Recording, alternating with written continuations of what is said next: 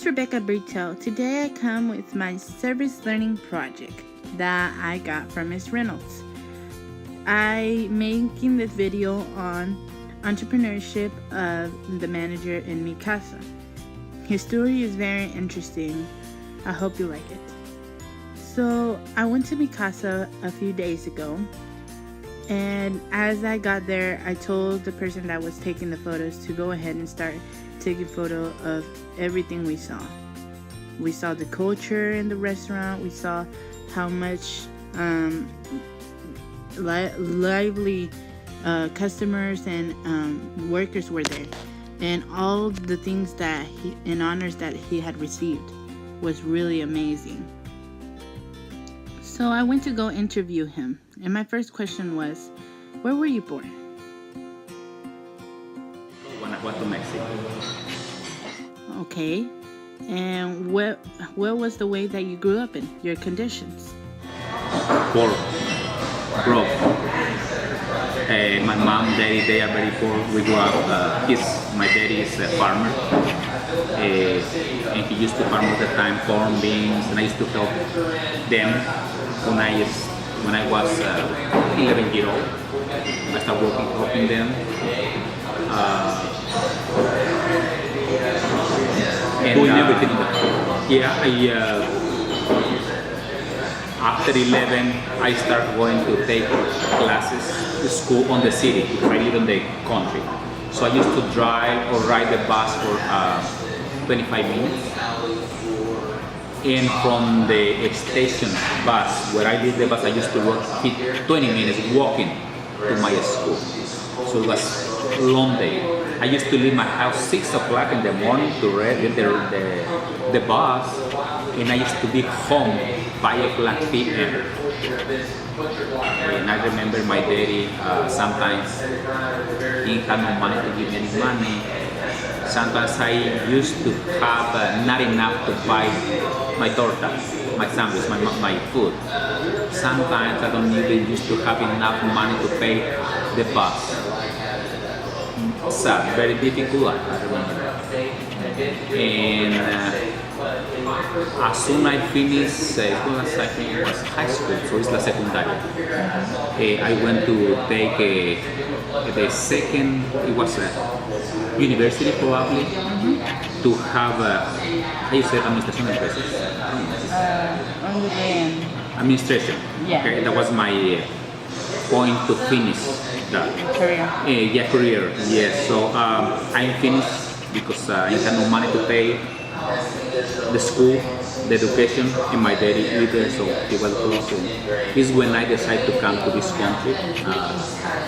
I came to California when I turned 18 years old.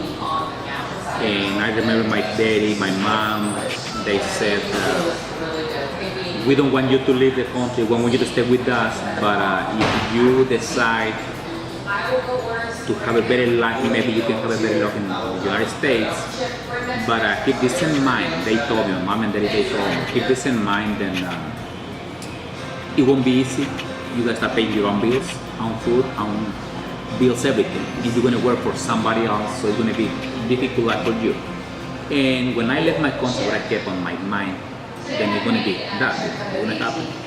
And I came to California. It's a small town, the name is Chico, California, north side of Sacramento. So I started working on the farm and used to work many hours, from 6 till 4:30 p.m. working, and I used to take a half an hour break or 1 hour break at my house to go to the school after that. I think 2 or 3 days a week, 2 hours every day to learn English, to speak English. Because it was, for me, it wasn't easy to be in this country without speaking English. I remember that. So, I decided to say, if I want to stay in this country, I have to speak English. Or if not, I have to go back again to the country. So I think after 1 year, I started to speak with English with the person, with the people. And I feel better, much more better, more relaxed because I was learning about this country. And so I worked in California for almost 9 years, working really hard. I used to work all kind of work on the farm in California. My job was sometimes was to drive a tractor. My boss, he used to have about 1,000 acres of prunes, almonds, rice. So I learned to do everything.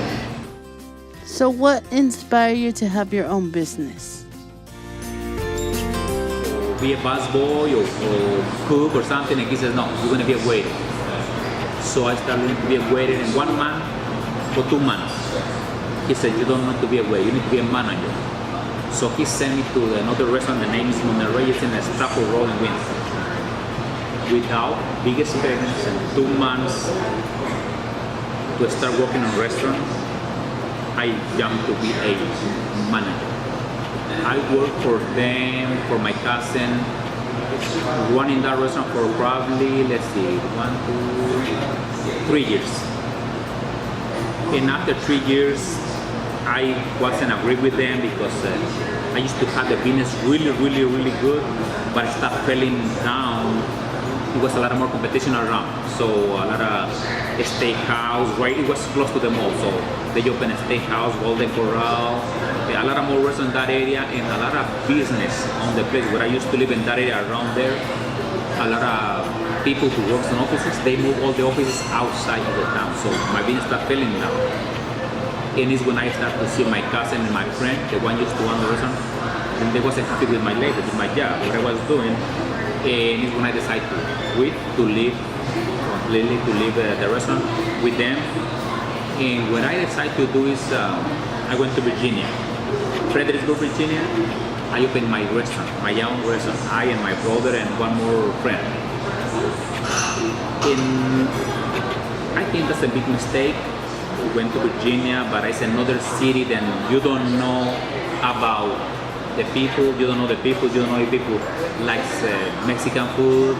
So I have a restaurant. So he gave me an apron and started waiting tables for one day. I make no mistakes, I can tell you that. I remember. And I just take my orders in English. Sometimes one mistake, but the chef is Mexican, so he tried to understand what I was saying, you know, and ground beef is carne molida, you know, beans, frijol, rice, arroz, todo eso. So is when I came just to learn for maybe 1 week to work here on the restaurant. My cousin and that one, he made so many mistakes. He didn't pay sales taxes, IRS and all that, so I lose again money. And all the money, I used to borrow the money from my brothers-in-law in Georgia, they own, and Florida, they own a restaurant, my brother-in-law. So my $51,000, I lose all the money for the group to have my own restaurant again. So he said in Winston, he said it's one in Lexington. And I never used to come to Lexington because it's different cities, a small town, not very much in this city.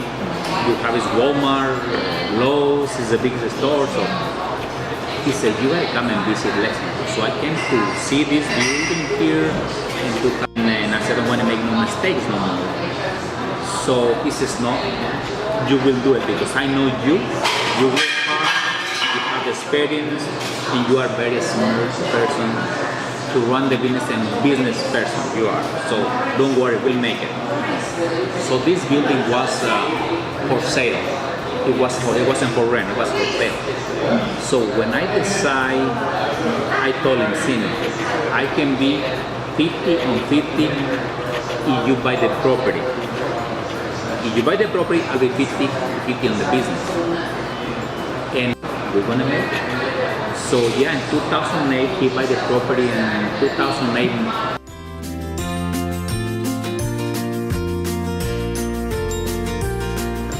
it's already paid. I pay it, I'm blessed, I'm happy, and that's the way I start my business. You know, I'm very blessed to be here. To East Coast Wind Shopping Center, we have one more. So yeah, we buy it, and very, very proud to be here in Lexington running this restaurant.